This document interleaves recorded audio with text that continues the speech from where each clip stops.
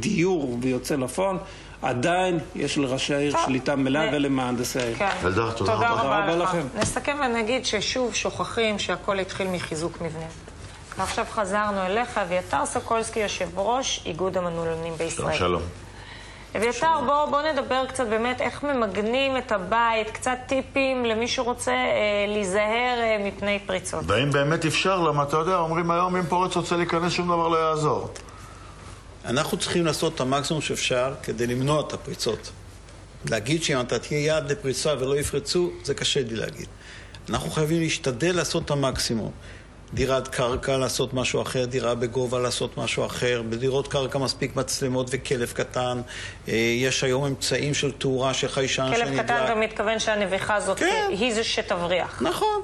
מספיק שיש לך חיישן של תאורה שנדלק בערב, שמישהו מתקרב לבית, זה מרתיע. בדירות של קומות יש לעשות דלת טובה, שלא יפרצו את הדלת.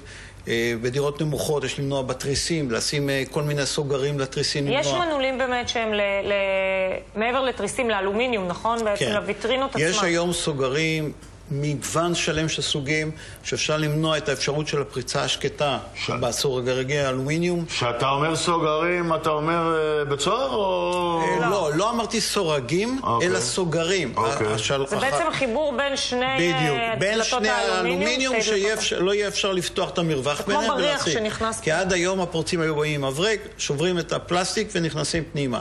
זה מעכב, זה משמיע רעש. זה נותן לנו להתקדם עוד 2-3 צעדים קדימה בדירות קרקע. אתה אומר זה פותר את הפריצות השקטות. מה זה הפריצות הלא שקטות? אנחנו באים מדי פעם, אנחנו רואים אנשים ישנו בבית, ופרצו להם דרך הוויטרינת הבית, לקחו לו את הארנק מתחת לראש, מתחת לכרית שהייתה אפילו.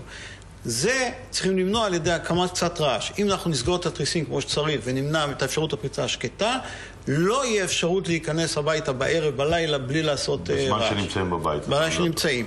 כשאנחנו לא נמצאים, לשים סורגים, לשים דברים כאלה, למנוע את האפשרות לפתוח בצורה קשה. מדינת ישראל, אנחנו, אתה יודע, ישראלים ידועים, אנשים מאמינים.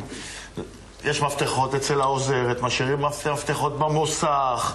מתי באמת, כל כמה זמן היית ממליץ להחליף מנעול בדלת? אומרים מי שמאמין לא מפחד, אז גם לא מפחדים מפורצים.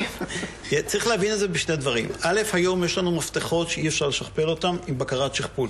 חוץ מבעל הבית שיש לו את הכרטיס של השכפול, אין אפשרות לשכפל. שזה באמת עובד, כי יש כאלה שאמרו לי שהכרטיס, בסופו של דבר אפשר לשכפל גם בלי זה. גם פה היו איזשהם פריצות שאנשים ששכפלו, התגברו על כמה דברים, משתדלים כל הזמן להתגבר. בכל דבר יש פריצות, כמו באייפון, בכל דבר. בסוף מישהו בא וממציא פטנט ועושה איזשהו... יש היום מנעולים שהם רק עם גלופה, נכון? לא עם כרטיס. המנעולים שעם הגלופה כבר לא ניתן, כי אז באמת הלכו למוסכים או דברים כאלה, הוא מטביע את זה בגלופה בתחנת דלק, והוא יכול לעשות מפתח. היום כבר אי אפשר, כי הם באים בדרך כלל גם בחריטה וגם בקדיחה, כך שזה לא ניתן, ואם זה בא עם כרטיס בכלל יש לו בעיה, הוא חייב להציג למנעולן את הכרטיס, ואם המנעולן הוא מנעולן מוסמך שמטפל כמו שצריך, הוא לא ישכפל לו את המפתח, הוא יבדוק, יאמת, יגיד לו תודה, אני לא יכול לשכפל. תן לנו כמה טיפים לפני יציאות לחופשה.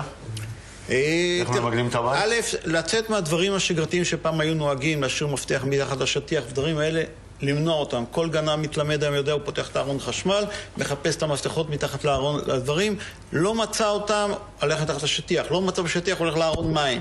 לא לעשות את הדברים האלה. אין לו מפתח. נוסעים לחול, להשתדל לא לפרסם שאנחנו נוסעים לחול, שלא כולם ידעו. אתה ראית מישהו שהיום בפייסבוק, שלא מראה שהוא נסע לחול. אתה מזמין את הגנבים, זו חוכמה פשוטה.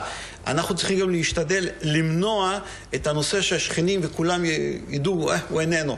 אפשר שכן שיבוא מדי פעם להדליק את האור, יכבד את האור, יאכיל את הכלב הקטן שנובע. בדיוק. אם יש כלב להאכיל, אז יש תנועה, יש אווירה שהבית פעיל.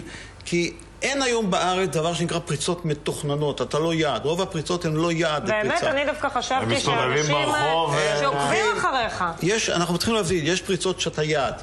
בעלי העסקים שמחזיקים מזומן בבית הם יעד לפריצה. שם אין לנו צריך למגן את הדלת כמו שצריך, דלת משוריינת, דלת שמונעת פריצה, עם מנעולים טובים, הכל. בבית רגיל זה הוא עובר, הוא רואה מנעול פשוט, מתחיל לפרוץ אותו. בדרך כלל זה אנשים או נרקומנים או כאלה שמחפשים כמה תכשיטים או זהב או כסף ולהימלא. לכן באים למנעולן שאומר להם בואו יעץ לך מה כדאי לך לעשות בדלת שיש לך, כדי למנוע את הדברים האלה שקורים. כל דבר אחר הוא לא ניתן למנוע, כי אם אתה יעד ויבוא עם לום וישבור את הדלת, אין לנו אפשרות למלא. אביתר, תודה רבה לך על הדברים. אני רציתי לספר לך, יש לי עוד שיטה, יש לי חבר, דן 4 בקראטה, 1.90 מטר. אני רוצה אותו אצלי, שומר אליי ככה. אני עושה לו סאבליסט, שאני נוסע לטייל. יפה. תקשיב, אני אומרת באמת עכשיו שמשטרת ישראל פשוט צריכים בכלל בחוק, צריך לשנות את החוק, וקצת לדעתי להרתיע יותר את הגנבים. זה לא המשטרה, זה בתי המשפט, אני מסכים איתך. אז אמרתי, את החוק לשנות וקצת להחמיר יותר עם פורצים, כי זה נורא שנכנסים לך לתוך הטריטוריה. יפה.